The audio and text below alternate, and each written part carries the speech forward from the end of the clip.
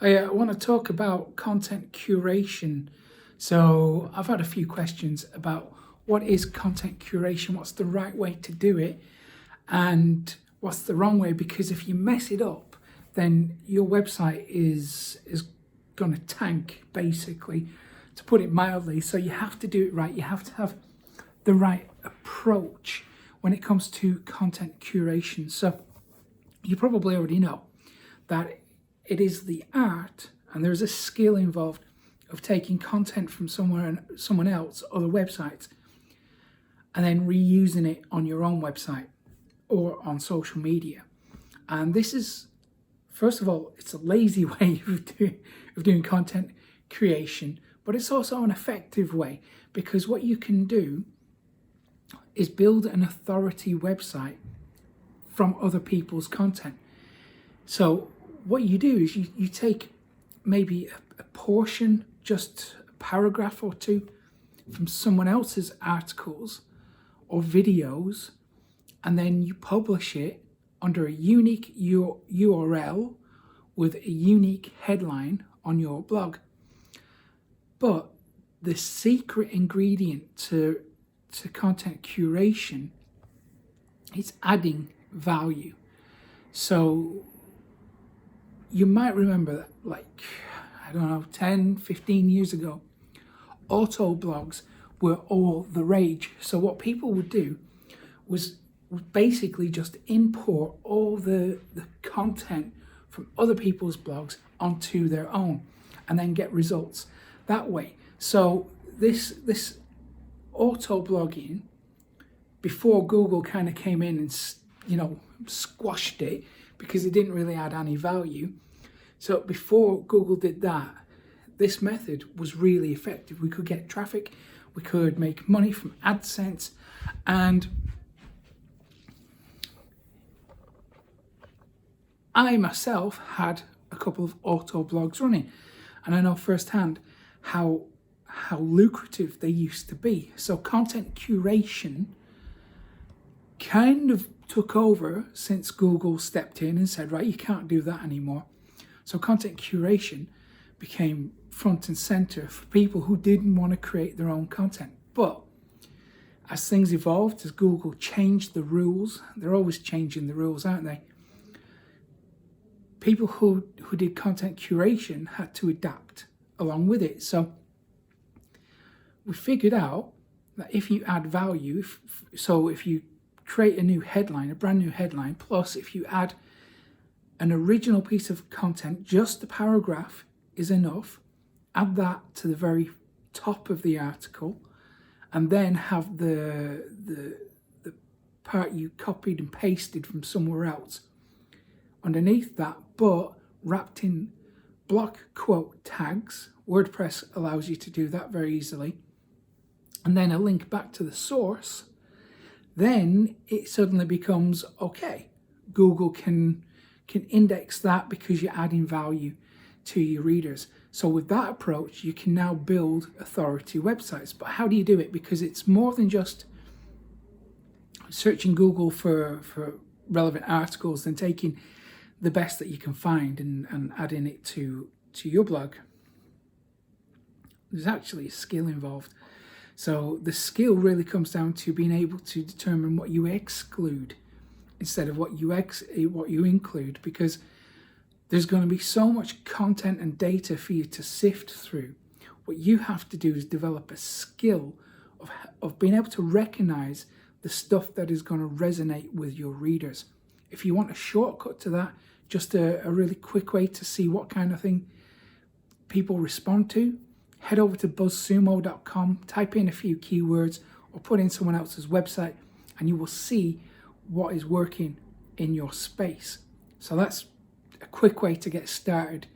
Then you have to have the sources for each subtopic. So what you need to do is maybe list 3 to 5 subtopics relevant to your niche. For each of these topics, then you need to have a whole heap of sources. So what you need to do is go look for news websites that are relevant to your niche. blogs. I would include YouTubers as well, because video is really starting to dominate things. As long as you're prepared to write that original piece of content before the video, then you're going to be okay. So compile all your sources for each topic, add them into, you've got feedly.com.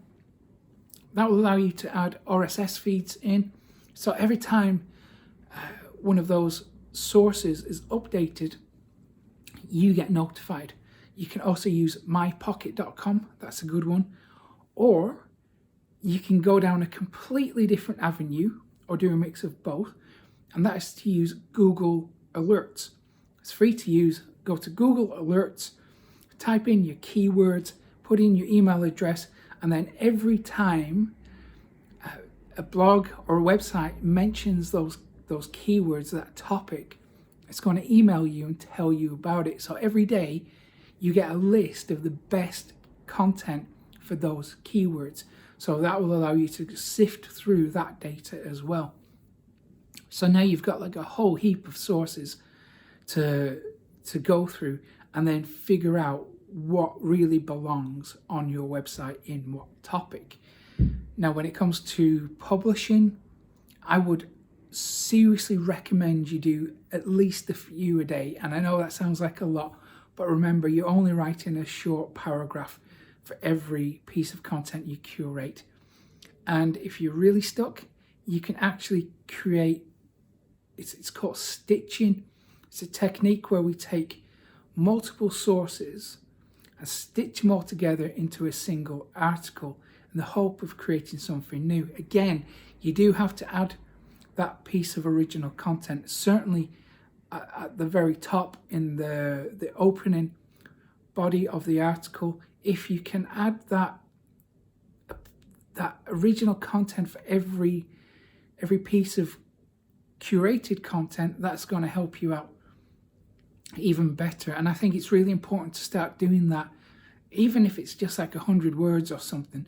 As long as you are consistently creating original content and talking about your thoughts and your feelings, your opinions and all that good stuff that people really want to connect with your site for, sure, they're going to come for the information and the data and all that stuff you give them, but they're actually going to keep coming back because they will be able to connect with you and your voice on an emotional level, on a human level.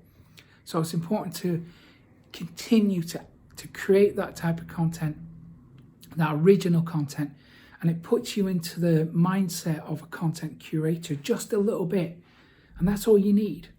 And eventually, over time, over the course of a few months, hopefully you will start to see yourself as more of a content creator than a content curator.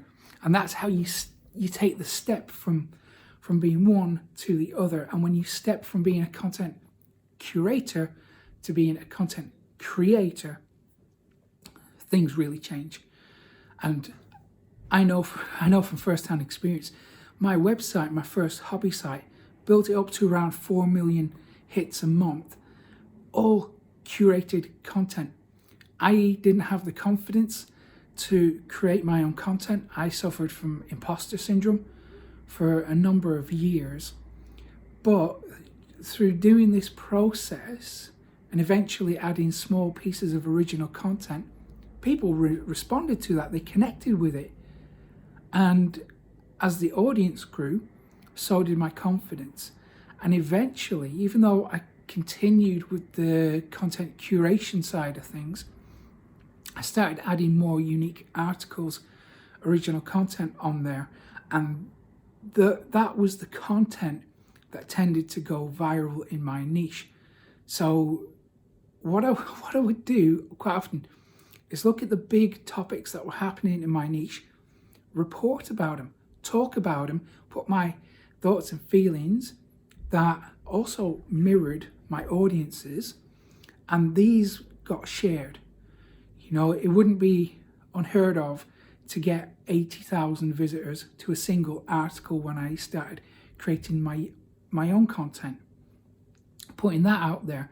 But it all kind of came from this curated stuff, you know, because I wasn't creating stories from scratch. I wasn't going out finding new stuff. No, I was using Google News to find out what was going on, then linking to that from my articles and talking about what it meant for my industry, thinking how it impacted the bigger picture, trying to make it relevant and current to my audience. And then it became share-worthy. And then other sites started picking it up. And that's how I really grew an audience really fastly. Fastly, is that a word? Really quickly, right? And it all started with content curation. So that's why I think if you're looking for like an easy way to get content done, content curation is going to help you out immensely. But if you want to actually grow an audience in time, then creating your own content has to be king, really. There are sites like fark.com, 100% content curated. They do very well, but in my experience, you do much better when you create your own content too. And you can have a mix of both if you want. So I just thought I'd share a few thoughts on that for you. Hope you found it useful. If you have, subscribe to the channel, and you're going to get a few more videos like this fairly frequently. So take care.